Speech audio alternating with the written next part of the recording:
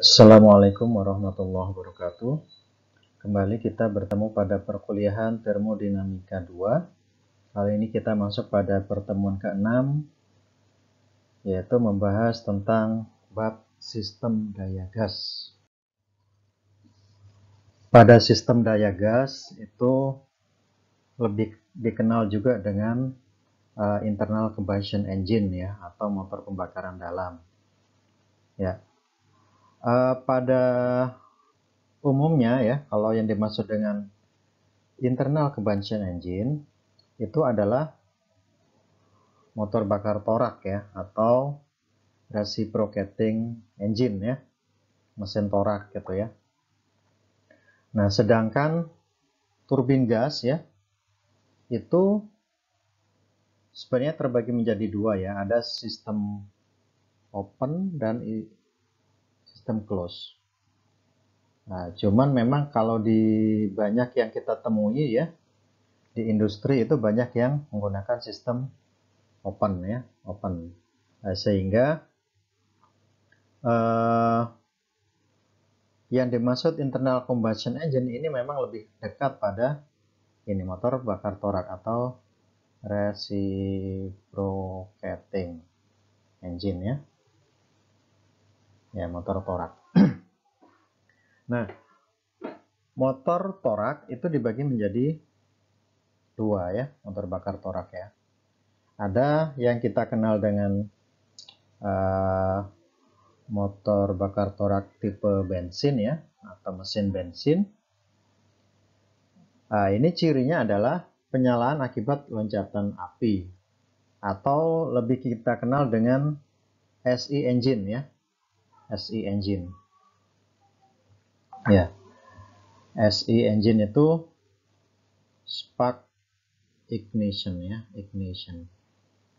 Maksudnya adalah bahwa terjadinya pembakaran ya di dalam ruang bakar pada mesin bensin itu terjadi akibat ya percampuran antara udara bahan bakar ya yang diberikan busi ya, ignition plug gitu ya, ignition plug. Jadi adanya bantuan ignition plug atau busi ya. Jadi untuk pemantik agar terjadi penyalaan ya atau pembakaran antara reaksi udara dengan bahan bakar. Nah, sedangkan yang kedua ya, yang kedua ini diesel ya, diesel engine, mesin diesel ya, atau dikenal dengan CI engine ya, CI engine. CI engine itu I-nya engine-nya, C-nya itu adalah compression. Compression. Ya. Artinya penyalaan akibat tekanan gitu ya.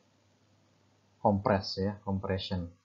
Jadi terjadinya pembakaran itu pada saat udara yang dikompres ya, kemudian di titik mati atas itu diinjeksikan bahan bakar ya.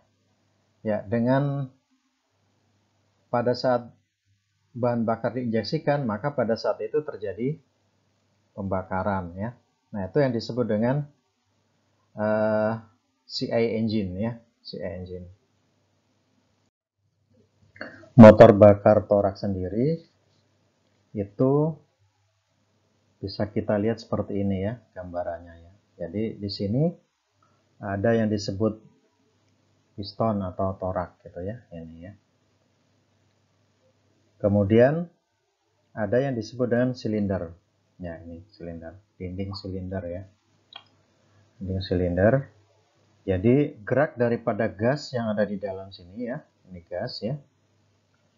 Itu dibatasi oleh dinding piston atau dinding torak ya, ini di sini, dan oleh dinding silinder ya, itu. Jadi gas itu di sini. Gas ini terdiri dari bahan bakar plus udara ya, plus udara, plus udara. Ya, yang sudah dicampur. Kalau untuk motor bakar bensin itu sudah dicampur pada saat langkah hisap dan langkah kompresi. Nah, kemudian ada juga katup hisap dan katup buang ya, atau dikenal dengan valve ya. Kemudian ada tadi ya, ignition plug atau dikenal juga dengan busi ya. Ya, spark plug ya, spark plug itu untuk busi ya, atau fuel injection ya, fuel injection untuk diesel ya. Jadi kalau bahan bakar yang diinjeksikan itu diesel ya. Kemudian ada poros engkol ya, ada poros engkol atau crankshaft ya.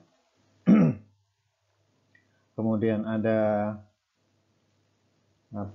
langkah atau stroke ya. Nah, stroke ini kondisi dari top dead center ya, atau titik mati atas ke bottom dead center ya, BDC gitu ya. Itu adalah stroke ya, langkah. Kemudian ada ini diameter dan seterusnya ya. Nah, kemudian ada volume langkah dan volume sisa ya. Volume langkah itu dari bottom dead center ya, dari bottom dead center menuju ke top dead center. Nah, sisanya pada saat di top dead center itu disebut volume sisa atau clearance volume ya, clearance volume. Ya, perbandingan kompresi ya. Jadi kalau perbandingan kompresi itu adalah perbandingan antara volume total ya dengan volume sisa. Gitu ya. Volume total itu jumlah dari volume sisa tadi kita sudah lihat ya. Volume sisa itu sisa dari TMA ya, dari titik mati atas itu masih ada sisa. Ini ya, ini misalkan pistonnya di sini ya.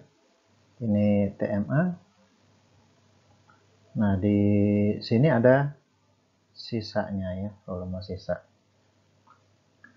Jadi luas penampang ya dikalikan sisa ketinggiannya ini, itu adalah volume sisa. Plus volume langkah. Volume langkah tadi adalah volume dari TMB ya, TMB menuju ke TMA. Gitu ya.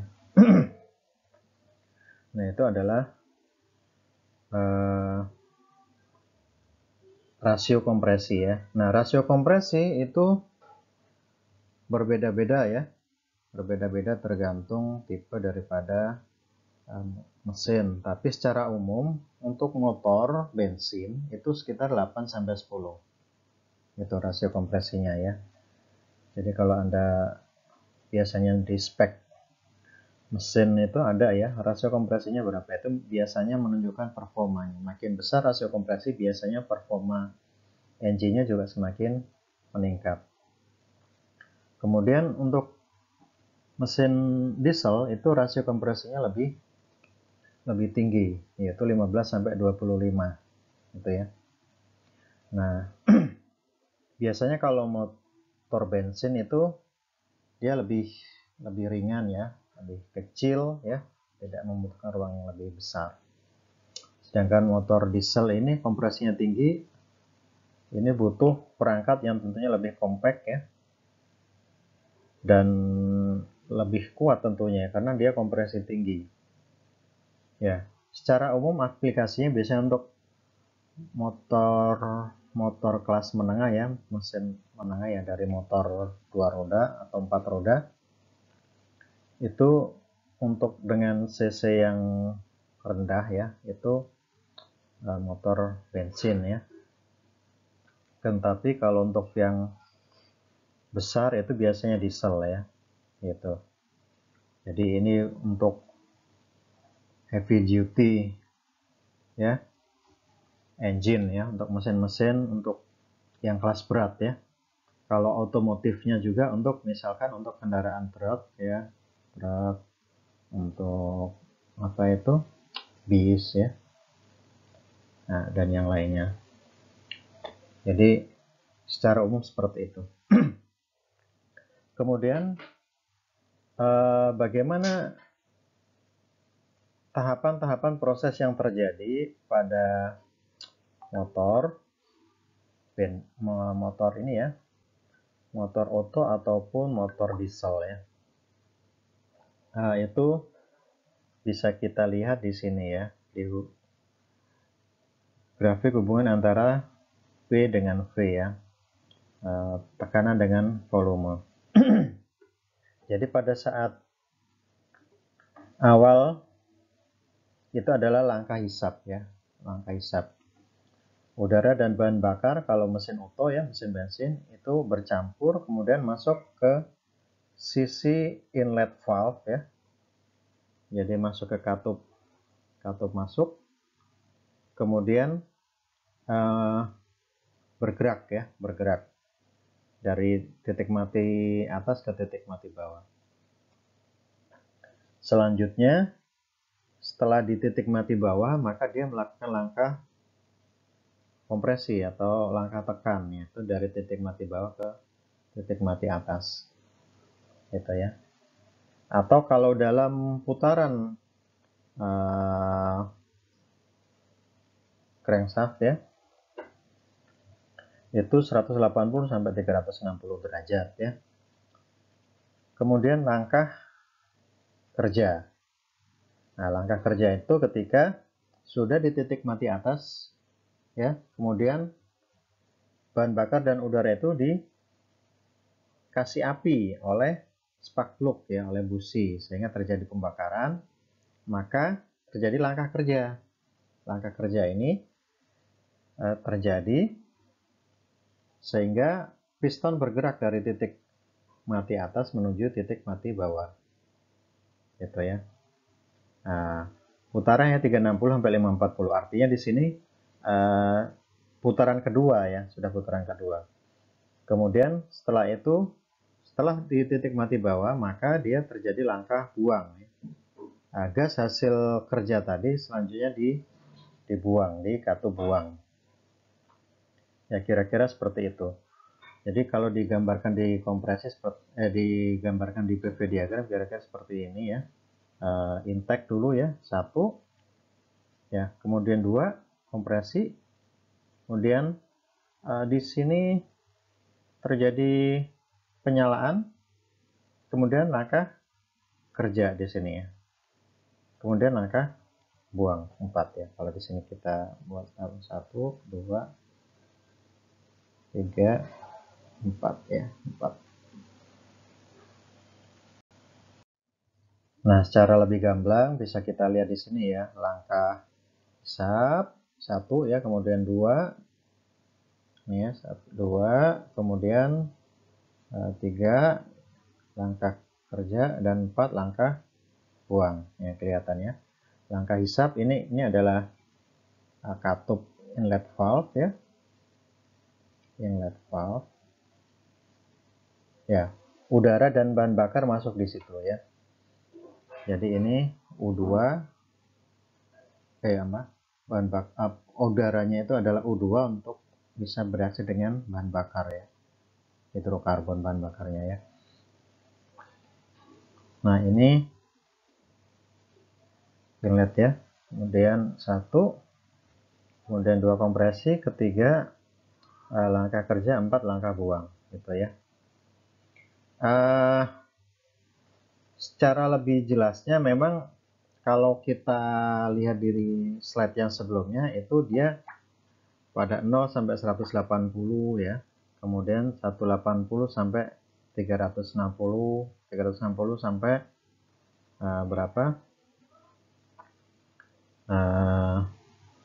ya, 180 derajat ya setelahnya, kemudian setelah itu ke 720 derajat, kira-kira seperti itu. Tapi aktualnya itu kira-kira seperti ini ya, aktualnya ya. Jadi tidak pas di 0 derajat, tapi misalkan ini ya, langkah hisap ya, langkah hisap. Jadi awal itu kita mulai dari langkah hisap ini. Inlet valve ini open ya. Jadi katup ini terbuka ini ya, satu pas pertama ini masuk. Nah, ini dia menghisap. Nah, menghisapnya itu kalau ini buat top dead center ya, ini top dead center. Nah, dia itu langkah hisapnya sampai di sini. Nah, sampai di sini kurang lebih berapa itu? Ya, kurang lebih 130 ya. Gitu ya. 130 sampai 150 derajat ya. Ya, itu langkah hisap. Selanjutnya langkah kompresi. Jadi langkah kompresi itu di sini ya, di dua ini itu langkah kompresi setelah melewati bottom dead center ya. Setelah melewati bottom dead center sampai sini ya, sampai sebelum top dead center ya, kurang lebih antara 10 derajatan ini ya, 10 derajat sampai 20 derajat. Kemudian terjadi pembakaran ya. Pembakaran itu cepat berlangsungnya ya. Gitu ya, ignition itu ya. Terjadi penyalaan oleh busi, kemudian baru dilakukan langkah kerja ya. Power stroke ini ya. Power stroke itu ini.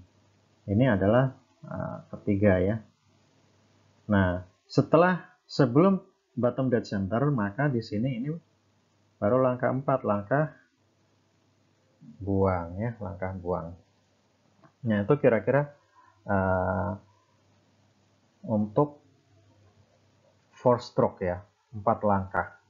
Maksud 4 langkah itu dalam satu siklus itu terjadi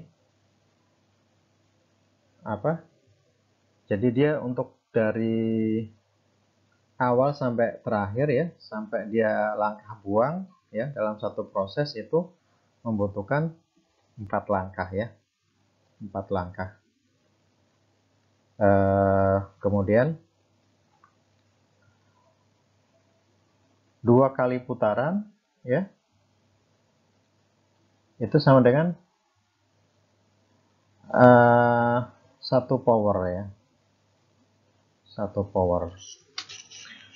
Nah, ini berbeda dengan yang 2 langkah. Nah, kalau 2 langkah itu kira-kira seperti ini ya. Ada langkah hisap ya. Kemudian langkah kompresi. Kompresi ya, dari ya ini katakanlah bottom dead center ya, titik mati bawah. Nah, ini top dead center ya. Itu ya. Jadi langkah kompresi dari bottom ke top ya. Ini 2. Kemudian terjadi pembakaran oleh busi ya. Kemudian langkah kerja dan langkah buang di sini. Nah, dalam satu putaran ya. Dalam satu putaran satu daya ya, satu daya. Itu berbeda dengan 4 tak ya, 4 langkah ya. Kalau 4 ini 2 tak ya. Kalau 4 tak atau 4 langkah, 4 stroke itu 2 putaran, 1 power, 1 langkah kerja ya. Nah, sehingga di sini memang dikenal motor 2 tak itu memiliki daya yang lebih besar ya, karena dalam satu putaran dia menghasilkan 1 daya dibandingkan dengan motor 4 tak gitu ya. Jadi dari sisi akselerasinya lebih bagus ya. Makanya kalau motor-motor dulu itu banyak yang 2 tak ya, akselerasinya bagus ya, tenaganya lebih gede ya, seperti motor King dan yang lainnya ya. Akan tapi dari sisi apa namanya gas buangnya yaitu yang bermasalah ya. Ya, semenjak ada kebijakan tentang standar ini ya, emisi ya, maka motor-motor 2 tak ini sudah mulai berkurang. Ya, untuk siklus mesin bensin itu kita kenal dengan siklus Otto ya, siklus Otto ya, di mana bisa digambarkan dalam PV dan TS diagram. Jadi tadi ini 1, 2 ini adalah langkah hisap, 2, 3 langkah kompresi, 3, 4 langkah kerja ya, 4, 1 langkah buang. Kira-kira seperti itu. Ya. Nah, di PV diagram itu ingin menunjukkan besarnya kerja ya, kerja. Jadi di sini kerja masuk itu adalah A ya, A, kemudian 2 nih ya, A 2, 1 dan B ini ya, gitu ya. Jadi ini kalau kita arsir kira-kira seperti ini. Nah, dari sini. Nah, kemudian untuk yang kerja keluar adalah A 3 ya, 4 dan B. Tuh ya. Jadi ini adalah kerja keluarnya. Nah, network atau kerja siklus itu adalah kerja keluar ya, W34 nih ya, dikurangi kerja masuk ya, kerja masuk. Nah, itu adalah network. Nah, besarnya network itu juga bisa disamakan dengan net heat rate ya. Jadi besarnya panas ya, panas yang dimana panas ini ada B 2 3A, ini adalah panas yang masuk ya, panas yang masuk ini. Nah, kemudian panas yang keluar itu yang B 14A ya, jadi yang ini di arsir biru ya. Jadi besarnya net heat rate ya, besarnya panas yang panas bersih yang ditambahkan itu sama dengan network ya. Jadi ini sama, disebutnya adalah W cycle ya. Jadi besarnya adalah panas yang masuk dikurangi panas yang keluar ya. Jadi ini yang tadi yang merah itu panas yang masuk, yang biru panas yang keluar ya.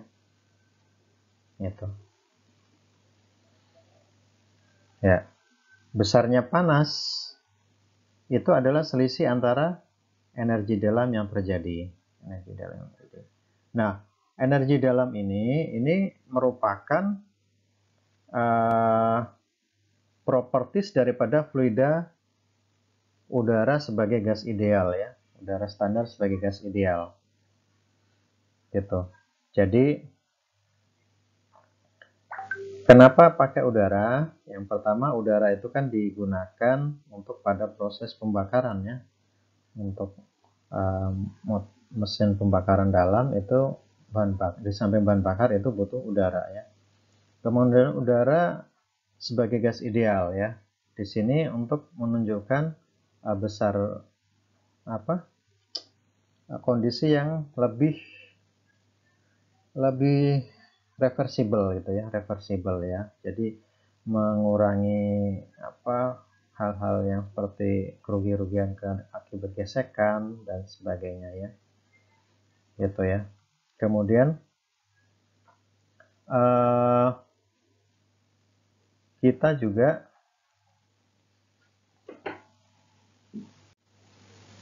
jadi itu ya, prosesnya di sini kita menggunakan udara ya, udara sebagai gas ideal, udara sebagai fluida kerja. Nah, penggunaan udara sebagai fluida kerja ini juga untuk mengantisipasi kompleksivitas daripada terjadinya combustion ya. Proses pembakaran yang ada di dalam ruang bakar itu cukup kompleks ya. Dan untuk analisa termodinamika ini tidak dibahas sampai ke sana gitu ya. Sehingga untuk analisa pada siklus Otto ini cukup kita menggunakan udara sebagai gas ideal. Ya, kemudian untuk gas yang masuk dan keluar itu di sini digantikan oleh kondisi kerja yang masuk dan keluar ya, atau panas yang masuk dan keluar begitu ya. Nah, kemudian di sini proses 1-2 itu kita lihat bahwasanya ini adalah kompresi ya, langkah kompresi, dan di sini adalah S sama dengan C ya, artinya entropi konstan atau disebut isentropik.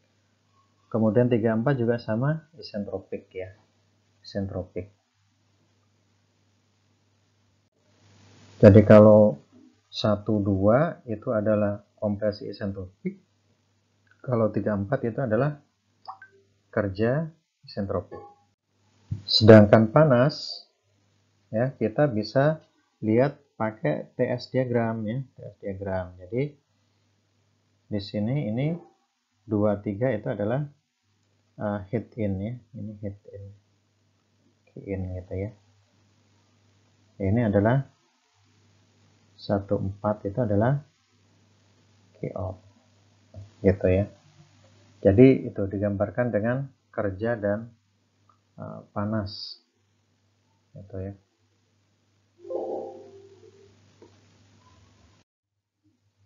Nah, kalau kita sudah bisa menentukan berapa U ya, energi dalam, berapa U4, U1, U3, U2, maka kita bisa mencari tadi ya, kerja bersih ya, panas yang ditambahkan ya, panas yang bersih. Kemudian kita juga bisa mencari berapa efisiensi termalnya. Ya, kita juga bisa mencari mean effective pressure ya, tekanan efektif rata-rata dengan membandingkan antara kerja bersih ya, network for one cycle, dibandingkan dengan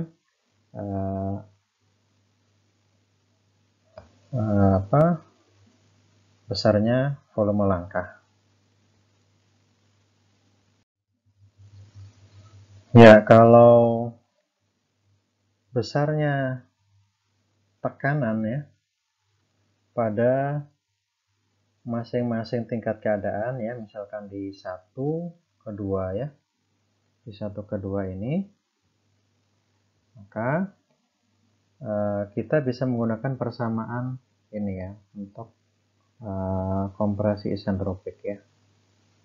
P2 sama dengan P1 T2 per T2 V1 per T1 V2 ya. Nah, itu sehingga nilai ini bisa digantikan dengan perbandingan tekanan reducer ya, PR2 dibandingkan PR1 ya. Kemudian ya, Jadi ini persamaan dasarnya ada persamaan dari gas ideal tentunya ya. Jadi V2 per T2 yaitu V per T adalah konstan gitu ya, sama dengan V1 per T1 sama dengan konstan ya. Nah, ini adalah sebenarnya persamaan awalnya ya, sehingga kita bisa menggunakan persamaan awal ini untuk persamaan ini ya. Kemudian untuk mencari kondisi P3 itu bisa kita ngambil dari tekanan P2 yang sudah diketahui ya. P2 kemudian temperatur di T3 dan T2 ya, perbandingan temperatur T3 per T2. Sedangkan di P4 itu bisa dicari dari sini. Jadi kalau kita sudah mengetahui besarnya tekanan, itu bisa kita cari ya propertisnya seperti apa ya di tabel. Nah,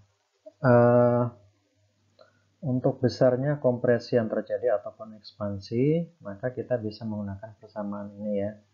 T2 per T1 sama dengan V per V2 pangkat K-1 ya.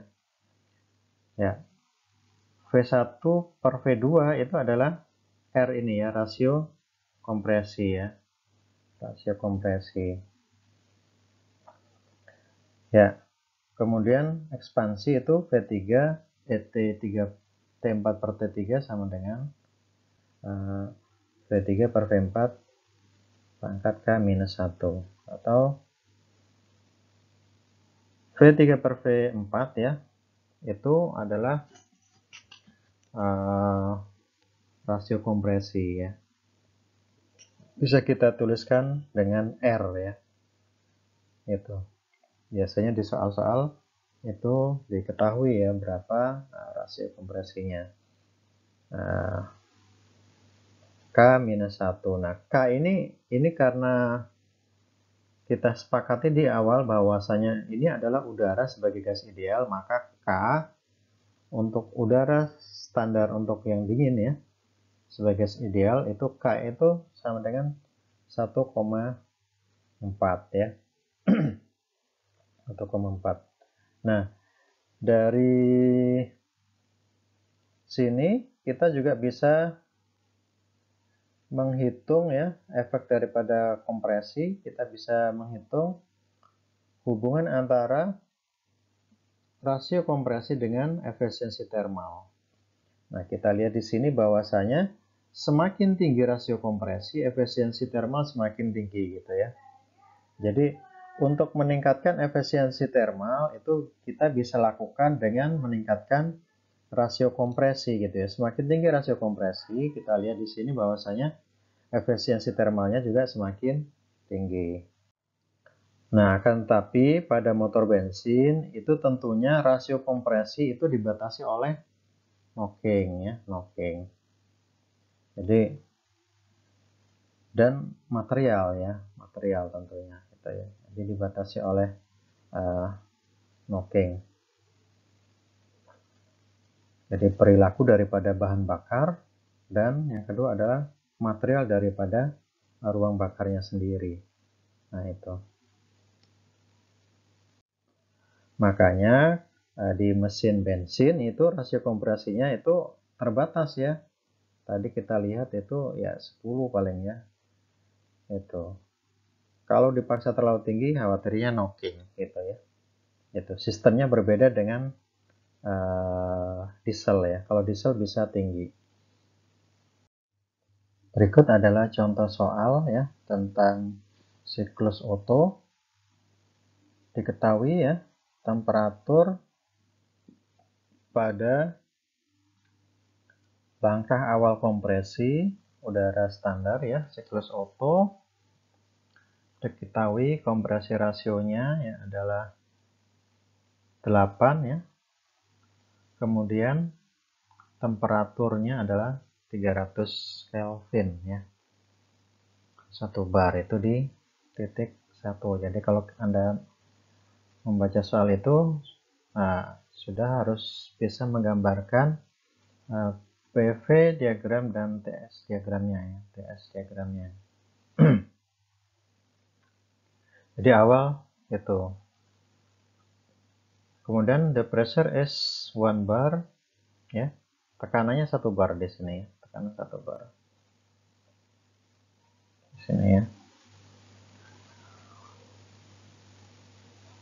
Kemudian volume ya, volume silinder ya. Volume silinder 560 cm kubik.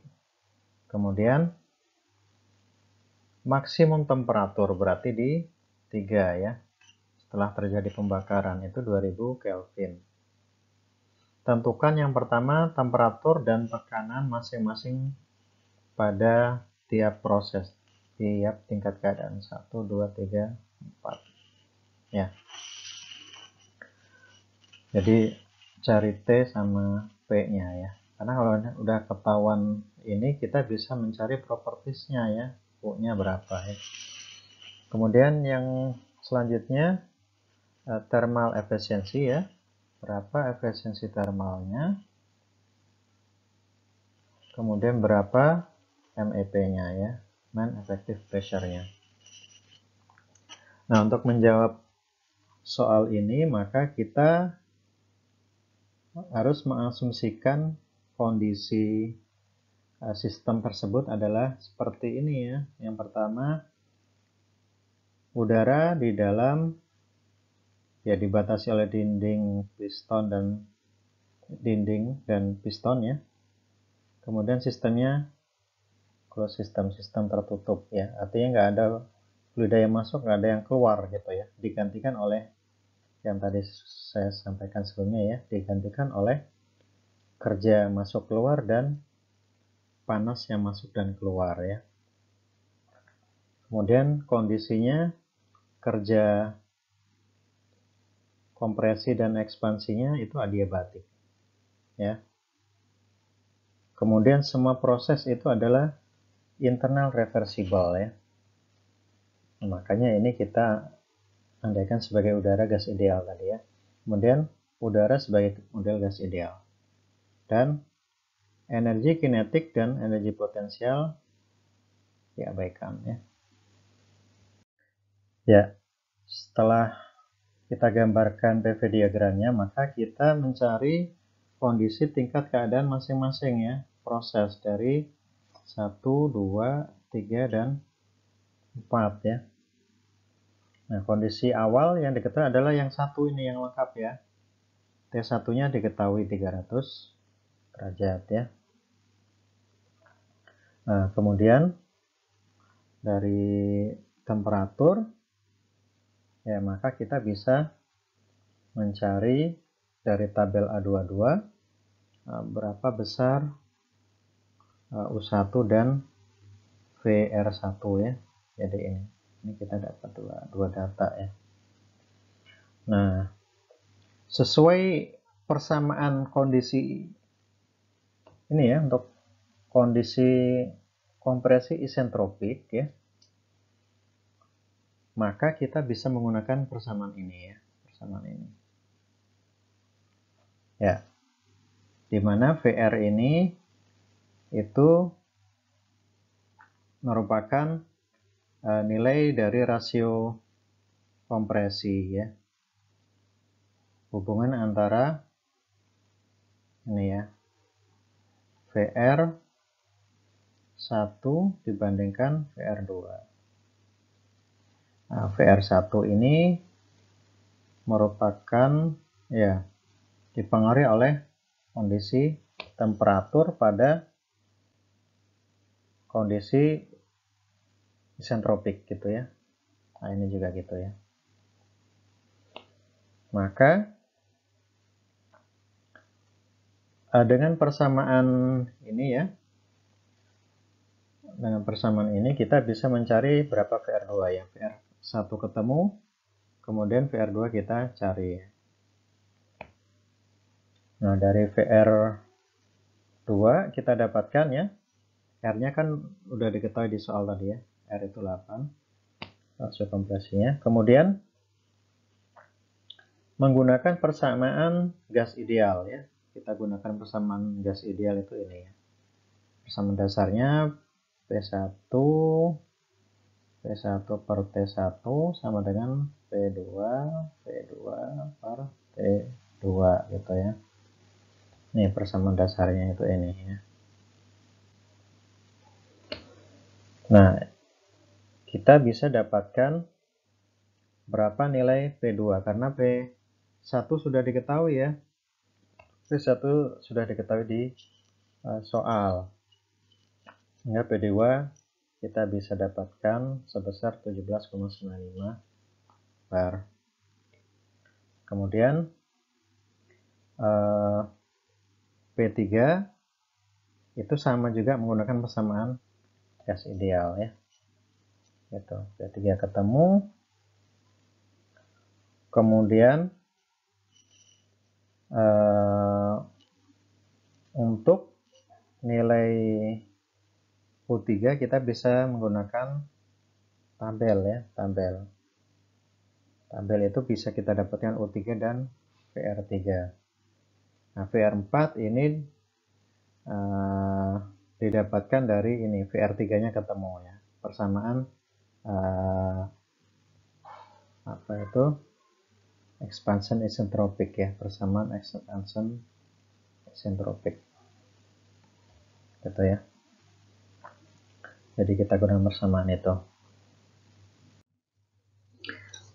Nah, ini tadi bagaimana contohnya kita mendapatkan nilai U ya. Jadi diketahui temperatur T1 300 ya. Maka U1 ini ya, VR1 ini gitu ya. Kemudian pada temperatur 2000 ya. Jadi parameternya adalah temperatur ya. Temperatur kita bisa mendapatkan berapa nilai U dan VR-nya. Nah, tadi sudah kita dapatkan VR4 berapa ya. Maka dari VR4 kita bisa mencari T4, kemudian U4-nya ya. Nah, kalau udah U1, U2, U3, dan U4 sudah kita ketahui, maka kita bisa mencari parameter-parameter atau nilai yang dicari ya, efisiensi termal kita bisa dapatkan ya. Kemudian MEP-nya, mean effective pressure, kita bisa cari ya. Ya, intinya adalah kita bagaimana mencari nilai U1 sampai 4 itu pada tabel. Nah, ini yang seperti saya sampaikan tadi ya. VR itu 22,21 di sini ya. Nah, bagaimana kita mencari nilai U dan T ya, U4 dan T4-nya gitu ya. Nah, itu menggunakan cara interpolasi. Jadi bagaimana cara interpolasi itu harus kita ini lagi ya. Kita latih lagi ya. Karena banyakkan soal-soal itu tidak langsung ada tabel kita dapatkan masukin ke perhitungan gitu ya. Kadang di antara tabel itu yang kita cari dulu ya, kita cari dengan cara interpolasi.